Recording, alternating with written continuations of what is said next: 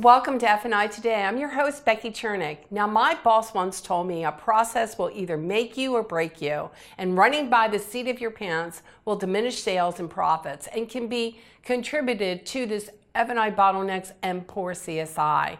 So when was the last time you evaluated your process? Is it working for you?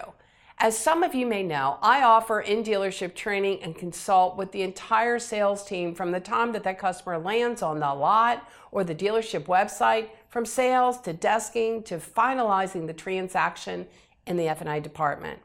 Before the consultation, I look under the hood. I audit about maybe 30 deals before I get started, which helps me to understand this dealership culture and process. It's pretty amazing what I find. Now, perception is one thing, reality is quite another. The audit helps me to identify how deals are coming into the F&I office. Is there any sense, rhyme or reason, self-discipline, a consistent process in place? Does the customer understand the terms of the sale? Is there a true meeting of the minds prior to the customer going into the F&I office? I review the worksheets and if the desk utilizes it on a consistent basis. And how often will the desk manager close this customer on the extended terms, no money down, using subvented interest rates, or closes the customer with this $50 leg and without a range? Is the worksheet signed by the customer or manager, and how often that sales manager will use abbreviations such as WAC, OTD, OAC, and why this practice just needs to stop.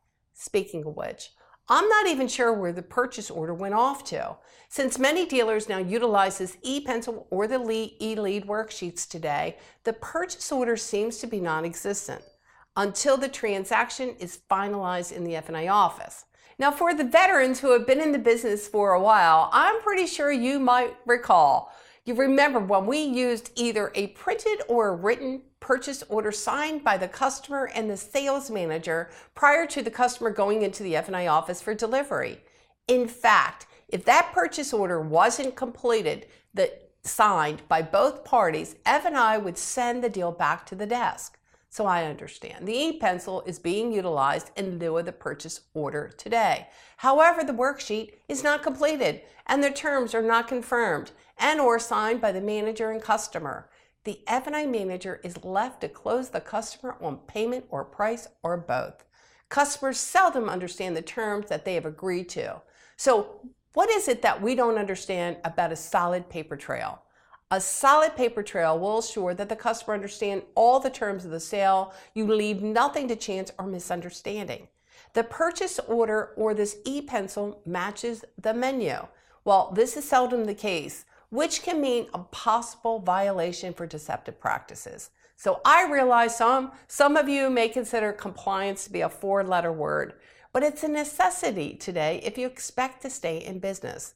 What policy and procedures do you have in place to assure compliance, such as did the customer receive a copy of the risk-based pricing notice? Credit applications have been signed by both parties. Driver's license is valid, hasn't expired, with a legible photo that matches the paperwork. Adverse notice has been mailed within 30 days and logged. OFAC is pulled on every customer, not just finance deals. You have a written and defined red flag policy in place. And you have those out-of-wallet questions that you ask to prevent identity theft. The customer receives a privacy notice and your F&I offices are locked and secure, just to name a few. The importance of a checklist, well, that's a good one. Why do you have a checklist in the deal and not even use it? The complaints we often hear is that the F&I manager takes way too long. It isn't fast enough. It takes them forever to get the customer in and out of the F&I office. The ones that complain the most are oftentimes the worst culprit. They usually are the ones who are sending these deals into that F&I office without the checklist.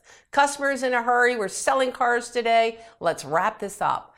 So if the sales manager validates the checklist is complete, I assure you that the customer will likely be in and out of that F&I office a whole lot faster. F&I managers should be sending the deal back to the sales manager if the paperwork isn't correct. And in fear of getting criticized for slowing the deal down, they take the deal anyway and attempt to collect the information on the go. And in fact, this practice is actually encouraged. F&I is constantly changing docs to put the deal together, which slows the deal down and reduces credibility in the eyes of the customer.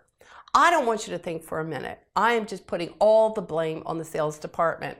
The F&I manager has to do their end of the bargain too. They must be engaged earlier with the customer, meet the customer at the salesperson's desk to do an effective meet and greet interview. Review the documentation for accuracy so that they can get rid of the monkey on their back. This practice will ensure that the deal is straight and, frankly, if done consistently, will help to train the entire sales staff. The sales staff will come to realize that the deal must be straight or it's not getting into the F&I office for delivery. So make it a point to build rapport with the customer, establish credibility earlier on in the sale, review the purchase agreement with the customer, get the title work correct, and that the customer acknowledges and agrees to all the terms of the sale prior to going into that F&I office and even before presenting the menu. Get rid of anything that can reduce credibility or liability. Be confident in your presentation efforts.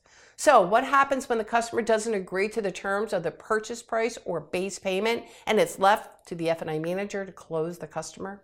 Well, that green P F&I manager learns quickly if the customer doesn't agree to the base payment, they will immediately lose credibility. It makes it extremely difficult to close the sale and upsell these products after the fact. And so let's face it, step selling sucks. Menu selling is not step selling. And why are we still doing these box closes? Well, that's another topic for another episode.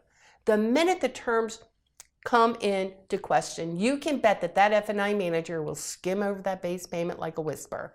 And some just decide to go ahead and delete the base payment rather than having to lose that credibility with a customer. So if you're utilizing menu selling for compliance as well as a way to offer products, the base payment and terms must be clearly stated prior to presenting the products. And you can understand the dilemma we all face. Unfortunately, the base payment isn't on the menu. The F&I manager is using this menu to pack the products and close the customer. So I'm not advocating that the F&I manager delete any terms on the menu, but I do understand why it happens. When the deal makes its way into the F&I office and the customer isn't closed on the price of the vehicle or payment terms, it becomes a slippery slope for the F&I manager to maneuver. This is when alternative practices are utilized. So as you know, the F&I manager gets paid on products sold. And yes, they should be protecting the dealership assets, but in fear of lower product sales, the F&I manager might take the road that puts the dealer at risk. So as my boss once told me, and I have come to realize, a process will either make you or break you. Establish and map out a defined process that becomes who you are. Make sure the customer understands all the terms of the sale prior to going into the F&I office. And don't rely on new hires to bring in their old, worn-out processes from another dealership. And make it clear to these new hires that the process they follow is what your team endorses. I promise if you do this, you'll sell more cars, increase your F&I profits significantly while reducing liability. Thank you for joining me on F&I Today. Be sure to come back next week right here on the CBT Automotive Network for our next edition of F&I Today. Also, feel free to contact me regarding my consulting services. My specialty is helping auto dealers achieve high levels of performance and profit by improving internal processes that begin the moment the customer touches down on the dealership website and end with finalizing in-person transactions in F&I. Also, for our CBT automotive dealers, contact me about my complimentary single rooftop online analysis and find out what's preventing you from taking the lead position.